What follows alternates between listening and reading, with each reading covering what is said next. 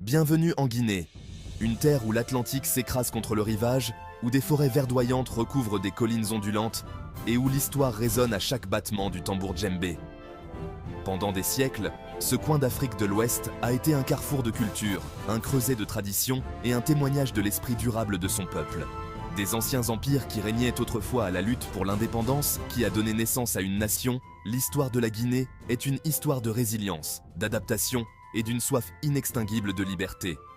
C'est un voyage dans le temps, un retour sur les traces de rois et de conquérants, de commerçants et d'érudits, qui ont tous laissé leur marque indélébile sur le paysage guinéen.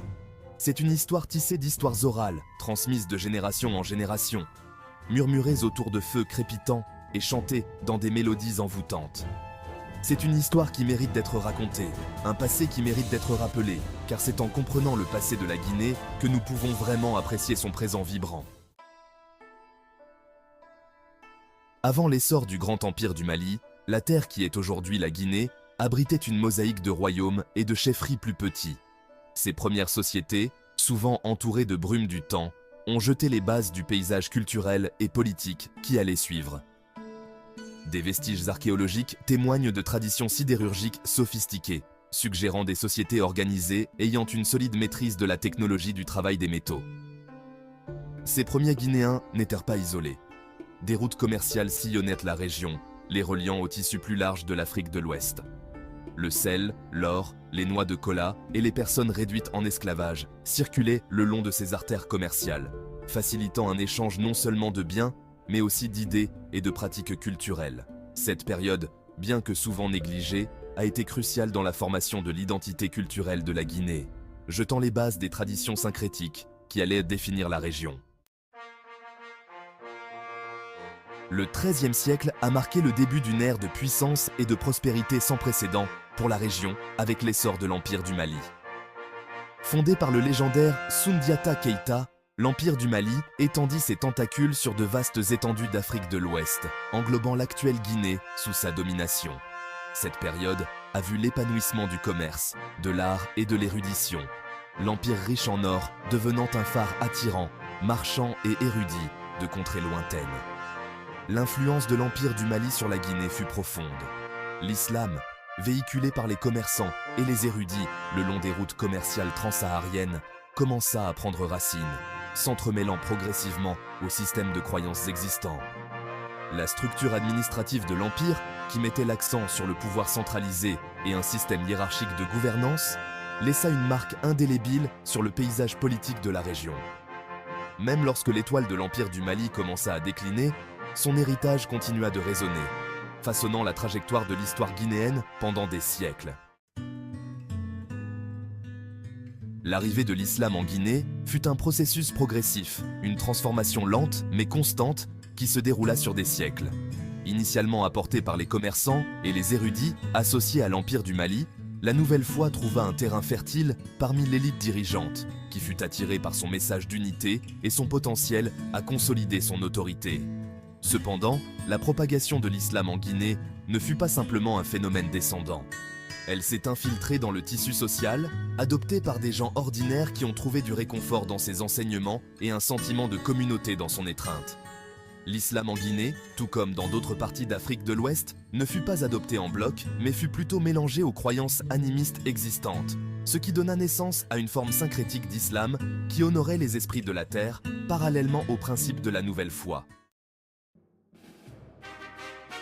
Au XVIIIe siècle, les hautes terres de la Guinée virent l'essor d'un puissant État théocratique, l'imamat du Fouta Djallon. Fondé par un groupe de religieux musulmans Peul, cet État émergea d'une période marquée par une ferveur religieuse intense, avec un fort désir d'établir une société régie par la loi islamique. Les imams, qui étaient à la fois des chefs spirituels et politiques, régnèrent sur un vaste territoire, unissant efficacement les communautés Peul disparates sous une seule bannière. L'imamat du Fouta Djallon joua un rôle crucial dans l'évolution du paysage social et politique de la Guinée. L'accent mis sur l'éducation islamique conduisit à la création de nombreuses écoles coraniques, ce qui fit de la région un centre d'apprentissage islamique.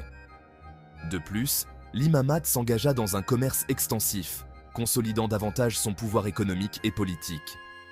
Cependant, des divisions internes et la menace imminente du colonialisme européen conduisirent finalement au déclin de l'imamate à la fin du XIXe siècle. Au fur et à mesure que le XIXe siècle progressait, une nouvelle menace apparut à l'horizon, le colonialisme européen. La France, désireuse d'étendre son empire colonial, jeta son dévolu sur l'Afrique de l'Ouest, y compris les territoires de l'actuelle Guinée. C'est à cette époque tumultueuse que Samori Touré, un chef militaire charismatique et musulman dévoué, émergea comme un adversaire féroce et inflexible aux ambitions impériales françaises. La résistance de Samori Touré ne fut pas seulement une campagne militaire, ce fut une lutte pour l'âme même de la Guinée. Il comprit que la domination française signifiait non seulement la subjugation politique, mais aussi le démantèlement des structures de pouvoir traditionnelles, l'érosion des pratiques culturelles et l'imposition de valeurs étrangères. Pendant plus de 15 ans, les forces de Samori Touré, équipées d'armes modernes et employant des tactiques militaires sophistiquées, menèrent une guerre de guérilla contre les Français, leur infligeant de lourdes pertes et contrecarrant leurs tentatives de conquête rapide. Malgré les vaillants efforts de Samori Touré, les autorités coloniales françaises finirent par prendre le dessus. En 1898, Samori Touré fut capturé, marquant le début de la domination coloniale française en Guinée. Les Français ne perdirent pas de temps pour consolider leur contrôle, imposant un système d'administration directe conçu pour exploiter les ressources de la colonie et réprimer toute forme de dissidence. Cependant, l'esprit de résistance, attisé par des dirigeants comme Samori Touré, continua de couver sous la surface. Les graines du nationalisme guinéen furent semées pendant cette période, alors que des Africains instruits, exposés à de nouvelles idées et inspirés par les mouvements anticolonialistes ailleurs, commencèrent à remettre en question la légitimité de la domination française. La nature arbitraire de l'administration coloniale, l'exploitation économique et le déni systématique des droits fondamentaux alimentèrent le mécontentement croissant de la population guinéenne. La Seconde Guerre mondiale marqua un tournant pour la Guinée et les autres colonies françaises. La guerre avait affaibli les puissances européennes, tant physiquement qu'idéologiquement, rendant de plus en plus difficile la justification de la poursuite de la domination coloniale. En Guinée, le mouvement pour l'indépendance prit de l'ampleur après la guerre, alimenté par un sentiment croissant de panafricanisme et la conviction que l'autodétermination était la seule voie vers une véritable libération. En 1958, sous la direction d'Ahmed Sékou Touré, un syndicaliste charismatique et ardent défenseur de l'indépendance, la Guinée organisa un référendum sur le maintien au sein de la communauté française ou la rupture des liens et l'accès à la pleine indépendance. Le résultat fut un non retentissant à la poursuite de la domination française, un rejet du colonialisme et une déclaration audacieuse de confiance en soi. Le 2 octobre 1958, la Guinée devint la première colonie d'Afrique occidentale française à accéder à l'indépendance, ouvrant une nouvelle ère d'espoir et de possibilités pour la nation nouvellement indépendante.